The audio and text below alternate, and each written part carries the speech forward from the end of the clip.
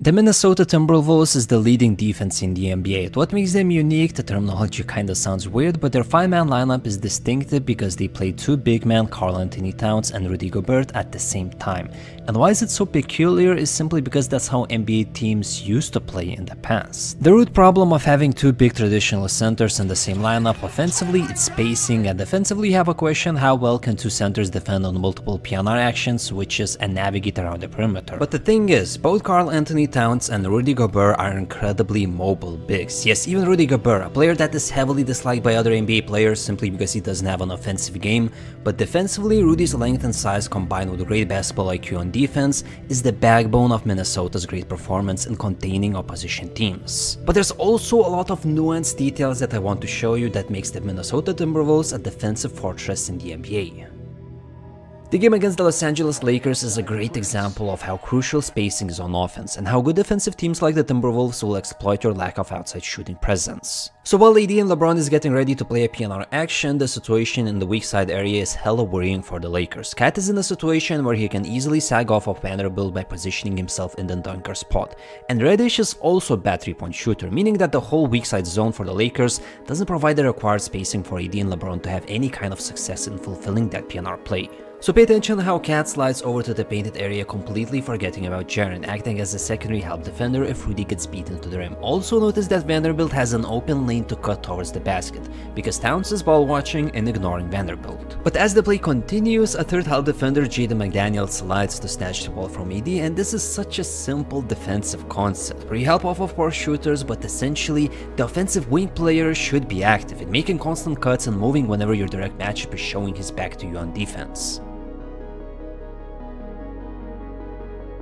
And the lengths that NBA teams will go to put their best defensive player against non-shooters is impressive. Against the Orlando Magic, Rudy Gobert, who's 7'1", was defending Markelle Fultz, who's 6'4". Markelle this season attempted 8 long-range shots, made just one, so you already see the logic behind this defensive move. You put your center on a player that doesn't have any confidence in his jump shot, so Rudy can sag off and freely roam around the boxed area, thus preventing a player like Banchero from attacking the rim, and this move jeopardizes your whole offensive game plan. Just pay attention how Rudy defends Markelle when he's with the ball. And when Fultz gets rid of the ball and moves to the corner area, Rudy Gobert comfortably slides to the dunker spot, anticipating the play from the weak side zone. And when the rollman goes downhill, receives the ball, Rudy Gobert is already in position to help on Wendell Carter Jr. Once again, emphasis on offensive spacing. Obvious counter would be for Markelle Fultz to be aggressive on attacking Gobert, but as I mentioned before, no trust in his own jump shot makes this matchup so effective. Markelle's game is close range, inside outside the boxed area looks, and good luck in attempting those shots against a player like Rudy. Minnesota are so good at dictating at whom the opposition offenses should be going to. They set up their positioning so that the only option that the best offensive player has is to kick out the ball to an open man. And Minnesota is more than happy seeing LBJ getting rid of the ball and Vanderbilt using that open look. Playing any kind of actions against Minnesota's main lineup is tricky. They send helps aggressively, they have the length and size combined with great positioning and most crucially great communication. Basically Minnesota chooses what kind of looks do they allow. This is a mid-range jump shot by Trey Mann in the last seconds of the possession, you can live with that. This defensive play is a good example of Minnesota's length, so PG anticipates the trap really well, gets rid of the ball before getting double teamed, which results in a short roll situation for the Clippers. Zubac stops near the free throw line, Trey Mann will be cutting towards the rim, but Cat's size and aggressiveness means that Ivica is not able to make that pass. If you put anyone who's not 7 feet tall, Zubac is lasering the ball to the cutting player. Also, once again, the defensive game plan. Towns is on Westbrook, who's not a great 3-point shooter, so you can easily go aggressive and helps. And even if Zubac is able to make that pass, Cat's closeout buys some time for Conley to realize that there's a cut happening, and you can even see Rudy recovering from the previous play. Everything is perfectly synchronized for Minnesota on defense. One internet commentator described Minnesota's defense perfectly: length, communication, and versatility. The sheer size that Timberwolves can simply throw at their opponents is straight up mesmerizing.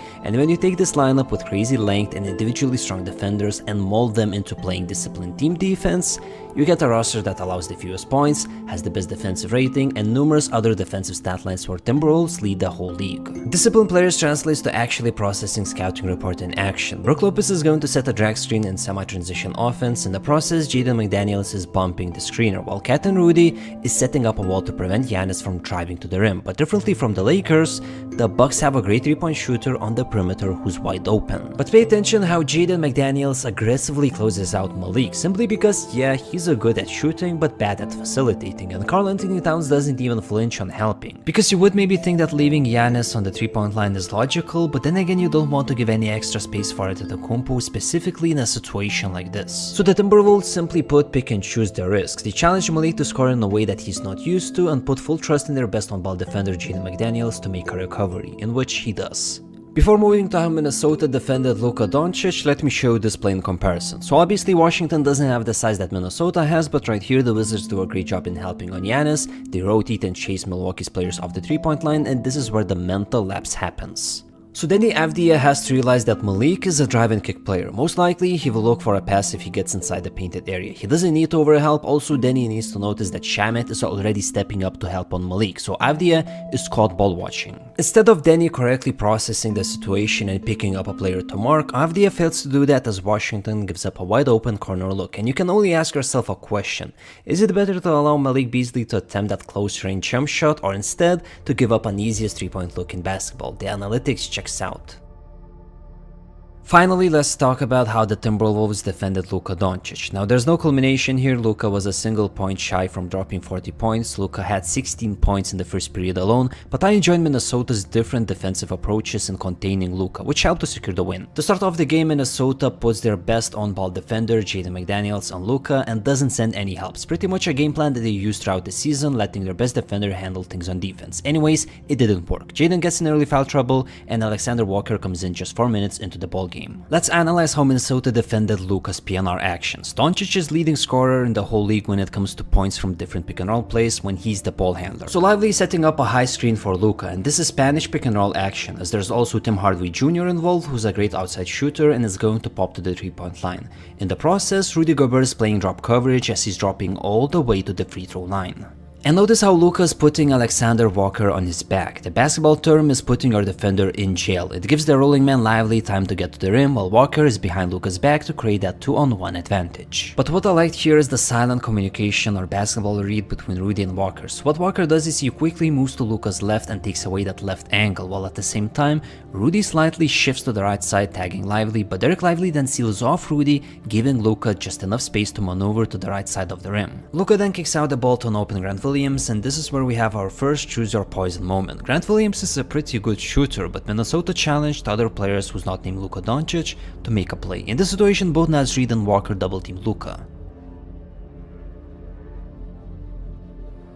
In the second period, it became pretty clear that Minnesota's defensive game plan and pick-and-roll actions against Doncic completely changed. They began trapping Luka and forcing him to pass the ball, essentially putting pressure on Dallas's rookie big man Derek Lively to make a correct play. Right here you can see both Cat and Troy Brown Jr.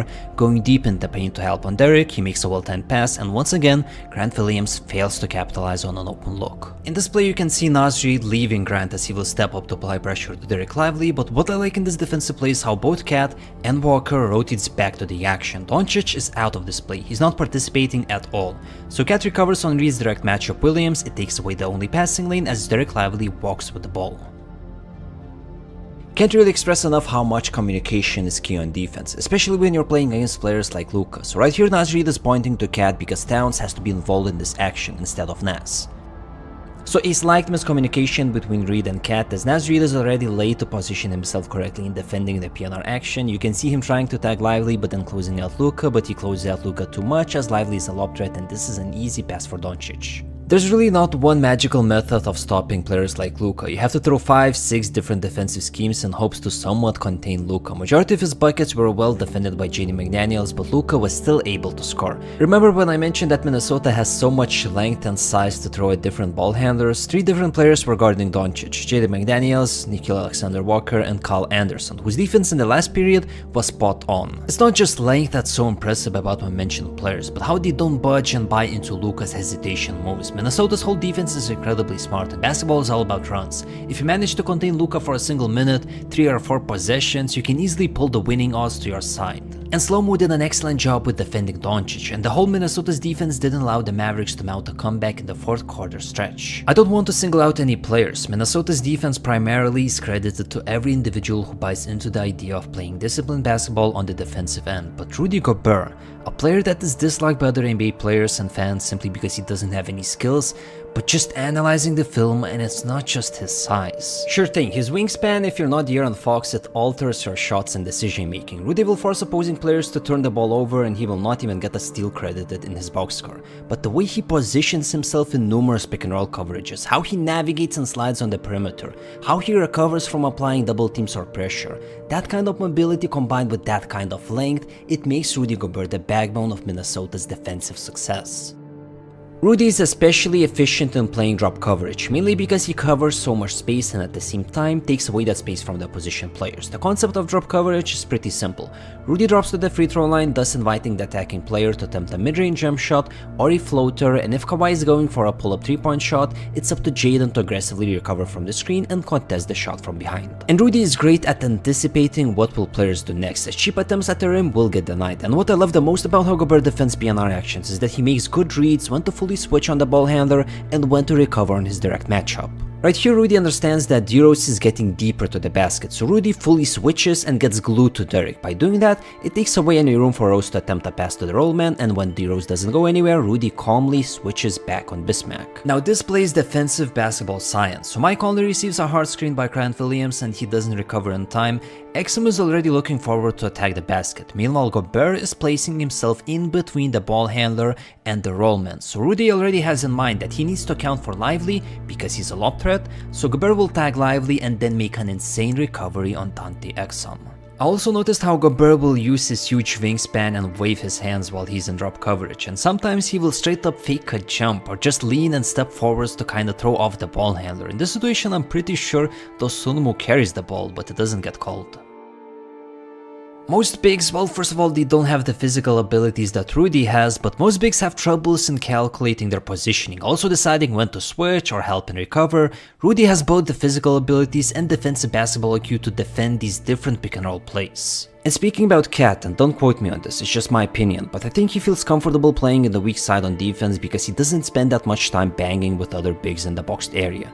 People used to call Karl-Anthony Towns soft in the past when he used to play as a 5. It's clear that everyone, both the team and Cat, benefits from him playing as a free roaming wing defender and Rudy doing all the dirty work under the basket. So combining Rudy's presence with a whole squad of aliens that buy into the concept that they're going to win games through good defense, and you have a team that is leading the league in most, if not all, defensive analytical stat lines.